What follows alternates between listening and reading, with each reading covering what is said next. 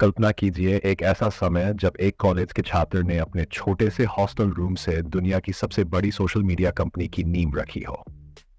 यही कहानी है मार्क जुकरबर्ग की, एक साधारण लड़के की असाधारण यात्रा जिसने अपने जुनून, मेहनत और दूरदर्शिता से इंटरनेट की दुनिया को ही नहीं बल्कि हमारे जीवन को भी बदल कर रख दिया।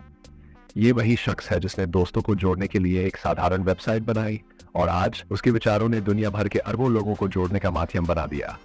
फेसबुक सिर्फ एक वेबसाइट नहीं बल्कि एक नई दुनिया थी जहां लोग अपनी जिंदगी, विचार और भावनाएं साझा कर सकते थे। लेकिन जुकरबर्ग की यात्रा यहीं खत्म नहीं होती। फेसबुक की सफलता के बाद उन्होंने सोचा अब आगे क्या, और यहीं से शुरू होती है एक और क्रांतिकारी विचारधारा, मेटावर्स।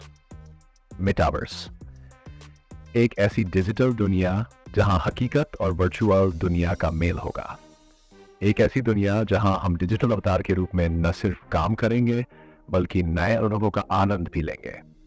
सोचिए, आप अपनी कुर्सी पर बैठे हैं लेकिन कुछ ही पलों में आप वर्चुअल रियलिटी के जरिए एक दूसरी दुनिया में पहुंच जाते हैं।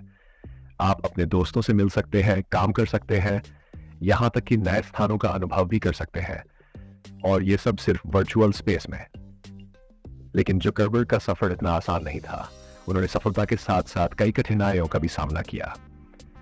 सबसे बड़ी चुनौतियों में से एक थी कैम्ब्रिज एनालिटिका स्कैंडल, जो 2010 में जब यह सामने आया कि फेसबुक से जुड़ी व्यक्तिगत जानकारी का गलत इस्तेमाल किया गया है तो दुनिया भर में हलचल मच गई। हर ओर से आलोचनाएं होने लगीं। सोशल मीडिया प्लेटफॉर्म्स पर डेटा गोपनीयता को लेकर सवाल उठने लगे। जुकरबर्ग ने खुले तौर पर इस गलती को स्वीकारा। उन्होंने कहा, हमें बेहतर होना होगा, हमें अपने उपयोगकर्ताओं का विश्वास वापस पाना होगा, और उन्होंने वही किया। जुकरबर्ग ने फेसबुक में नए गोपनीयता नियम लागू किए जिससे यूजर्स अपनी जानकारी पर अधिक नियंत्रण रख सकें। हालांकि ये सिर्फ चुनौतियों का दौर नहीं था। इसके बाद जुकरबर्ग ने अपने बड़े फैसलों से न सिर्फ कंपनी को बल्कि पूरी डिजिटल दुनिया को नई दिशा दी। उन्होंने इंस्टाग्राम और व्हाट्सएप जैसे लोकप्रिय प्लेटफॉर्म्स का अधिग्रहण किया, जिससे फेसबुक का विस्तार और भी व्यापक हो गया। इंस्टाग्राम के जरिए उन्होंने यूजर्स को नई तरह से अपने जीवन के खास लम्हों को साझा करने का मौका दिया, और व्हाट्सएप जिसने दुनिया भर के करोड़ों लोगों के बीच संचार को सरल और सुलभ बना दिया। इन सब के बीच जुकरबर्ग का असली सपना तो कुछ और ही था। वो सपना था मेटावर्स। मेटावर्स जो आज सिर्फ एक कल्पना है लेकिन कल की हकीकत बनने वाला है। यहाँ आर्टिफिशियल इंटेलिजेंस और वर्चुअल रियलिटी का अनूठा संगम होगा। एक ऐसी जगह जहां हम केवल स्क्रीन के जरिए नहीं बल्कि पूरी तरह से एक डिजिटल दुनिया में डूब जाएंगे। वो दुनिया जो हमें हमारे असली जीवन से कहीं ज्यादा रोमांचक और अद्भुत लगेगी। मेटावर्स जहां हम किसी भी देश या स्थान से जुड़े बिना एक ही जगह पर आ सकते हैं। दोस्तों के साथ मूवी देखना, गेम खेलना या फिर एक वर्चुअल ऑफिस में मीटिंग करना, सब कुछ संभव होगा। लेकिन ये सिर्फ शुरुआत है। जुकरबर्ग का सपना इससे भी बड़ा है। वह सोचते हैं कि इंटरनेट का अगला चरण वेब बेस होगा। एक ऐसा इंटरनेट जो पूरी तरह से विकेंद्रीकृत होगा, जहां उपयोगकर्ता अपने डेटा और डिजिटल संपत्तियों पर अधिक नियंत्रण रखेंगे।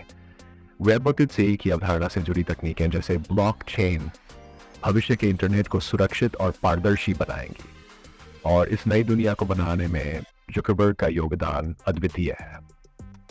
उन्होंने अपने संगठन का नाम मेटा रखकर यह साफ कर दिया कि उनका मुख्य उद्देश्य मेटावर्स की दुनिया को साकार करना है। मेटा कंपनी इस दिशा में हर संभव प्रयास कर रही है, चाहे वह उन्नत वर्चुअल रियलिटी हेडसेट्स बनाना हो या फिर कृत्रिम बुद्धिमत्ता के उपयोग से डिजिटल संरचनाएं तैयार करना। लेकिन इस भविष्य में कदम रखने का मतलब है कि हमें अपने डिजिटल अनुभवों को और बेहतर करना होगा।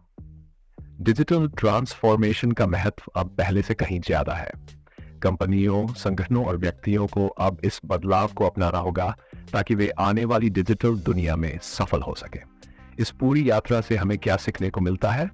ये एक इंसान की कहानी नहीं है, ये एक क्रांति की कहानी है। एक ऐसे व्यक्ति की कहानी जिसने अपने छोटे से विचार से दुनिया को बदल दिया।